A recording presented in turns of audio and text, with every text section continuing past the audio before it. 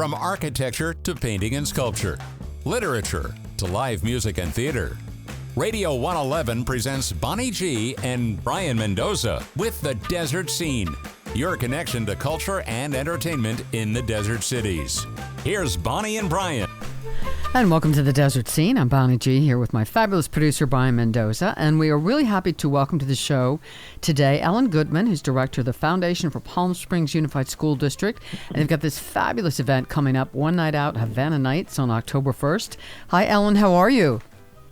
Bonnie, I'm great. Thank you so much. Excellent. So this sounds so much fun. Tell us about it. We are so excited. It just started in meetings with alumni. So the foundation has really wanted to produce something by alumni, PSUSD alumni, and for PSUS alumni. And honestly, in January 2022, we started brainstorming what could we do. And as we kind of move through our isolation period and more people are gathering, we thought, wow, wouldn't it be great to go to the Palm Springs Air Museum and just have a big party, just celebrating us? Mm-hmm. And after brainstorming and kind of hashing through ideas, we came out with this, let's bring Cuba to Palm Springs and have a Havana party. And so that's what we ran with. Love it. So swing to sultry sounds, sights and sips, classic cars, photo op, cigar lounge, live entertainment by Gan Band and DJ Mod Girl. Fabulous choices for entertainment. So tell us a little bit more about, so it's October 1st, 7 to 10. Tell us a little bit more, some more details. How can people get tickets and what else can they expect? Wow. Okay. So tickets can be purchased at onenightout.net. Okay. That's onenightout.net. So tickets can be purchased there. And when people arrive in the evening, they will be greeted by classic cars. Mm-hmm. They'll move through the entrance.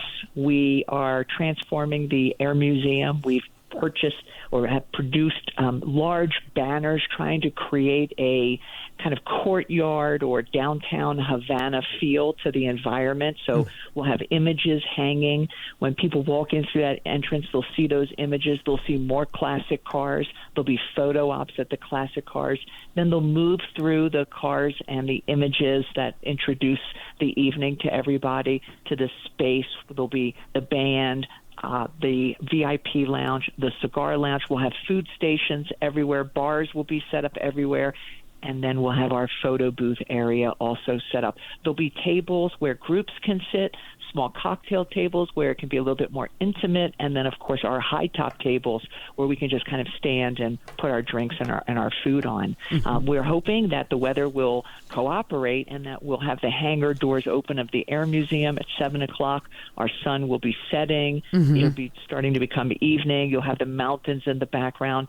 When you walk in, we really want the evening to be popping with some Cuban kind of Latin jazzy music, and then the music will escalate so that we'll all go out and we'll dance.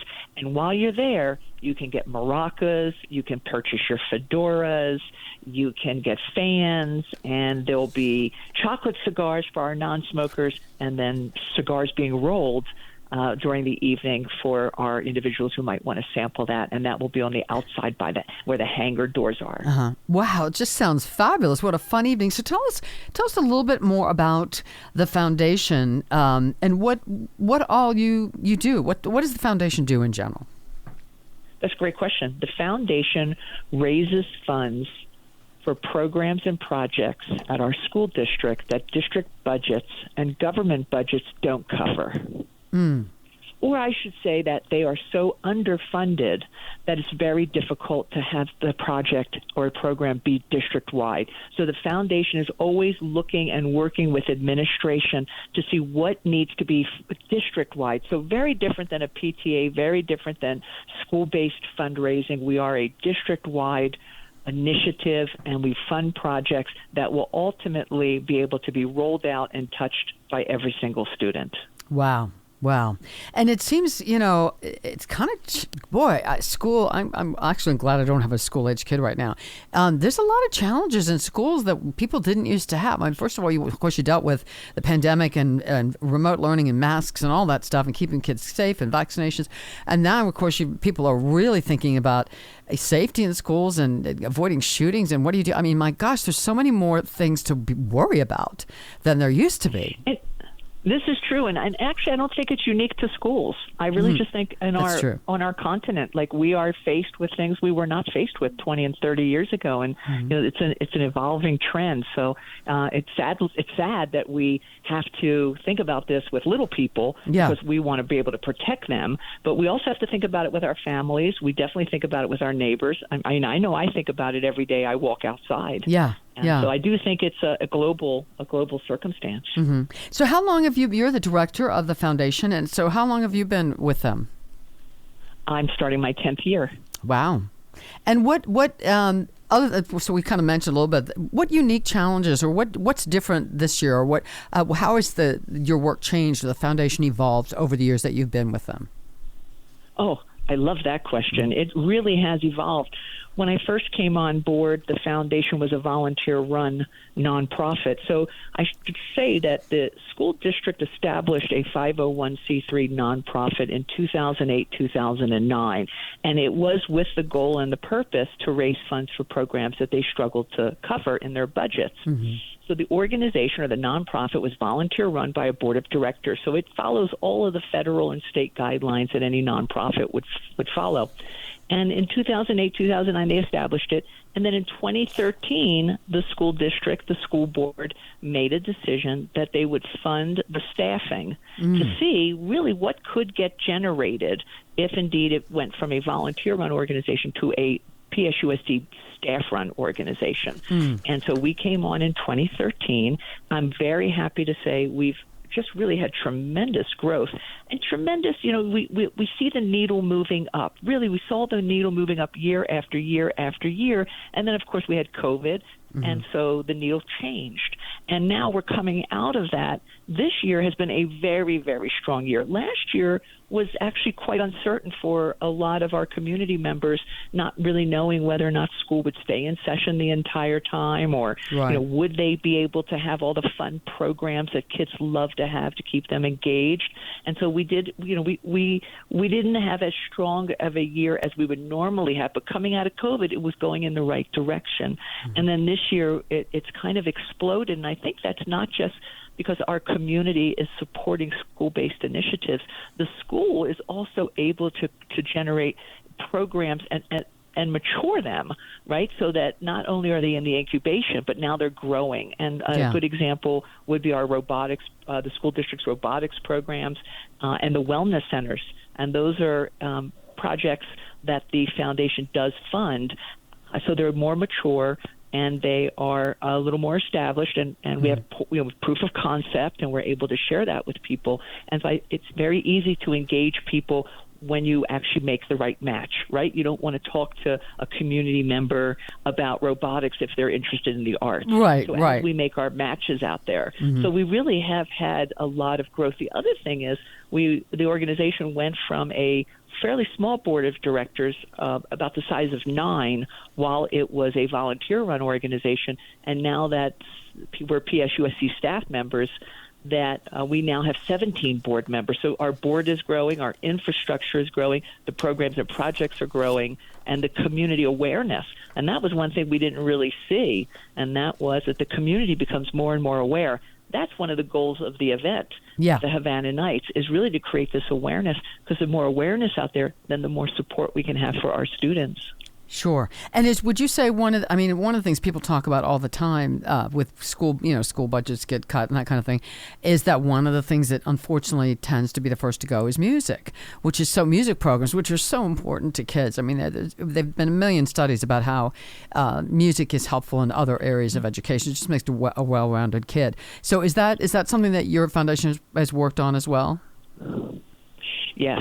So our school district is a arts equity district, and there's just a few of them in Riverside County. So we're an art equity district, which means every single student's going to get the arts.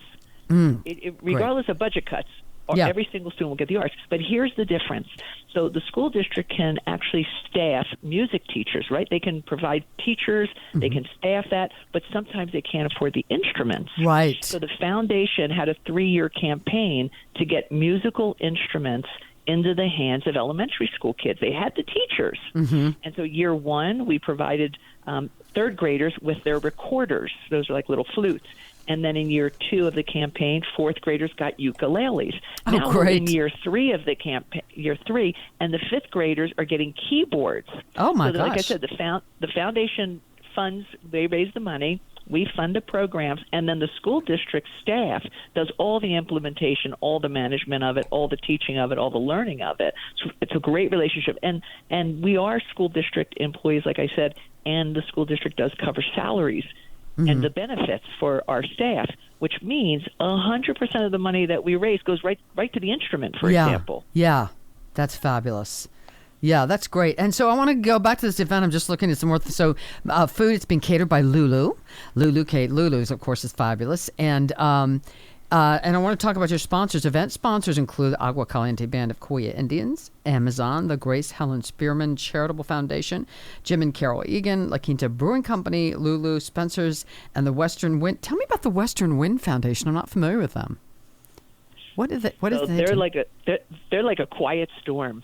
Western Wind Foundation has been in our valley for a while, very thoughtful, very intentional, and they really, and I can only speak for myself, and some of the trends that I've seen, and that is they really love the startup and the go-go stage, and stages that can stick, right? So it's very, very hard to raise funds for projects and programs that does not have a track record. Yeah. And right, so one of our examples we'll use are the wellness centers that our school district is establishing. Well, there's really no proof of concept. We know there's a need for mental and behavioral health, but they've never really had wellness centers. They have care rooms, they have nurse's office, they have principal's office. And so Western Wind came in. They were our very first funder to help us establish a prototype. So they funded the very first wellness center, which then allowed us to show other funders, and donors what wellness centers can actually do. So yes. It's very early money is like yeast. It's really, really important. And a 7th grade essay contest. It had not been district wide. It was not being produced at the schools. And Western Wind came in at very early and said, this is really important to get our 7th graders to be writing and storytelling. I mean, it's really a very personal, not just academic development. It's very cathartic to have ourselves. And we're getting away from writing, as a society. Yes. I know I am. Yeah. Right? Everything's electronic. So Western Wind came in and said, you know what, this is really important. Let's seed money the very first essay contest. I love it. And allow it to grow. And they're doing this all over the valley, I really must say. We're very fortunate to be the recipients of their support. Well, it's just fabulous. Well, Ellen, it's wonderful chatting with you, the director of the Foundation for Palm Springs Unified School District. This wonderful event coming up will benefit them. One night out, Havana Nights, drums will play, hips will sway. October 1st, 7 to 10 p.m. Tickets, you can go to www.onenightout.net. Gan Band, DJ Mod Girl, cigars, fun food. It sounds like a great night. Thank you so much for being with us. Really appreciate it. Bonnie, thank you. Dust off your dancing shoes, and we'll see you on October 1st. Okay, sounds good. All right. Ellen Goodman, thank you so much, and we'll see the rest of you next time on The Desert Scene.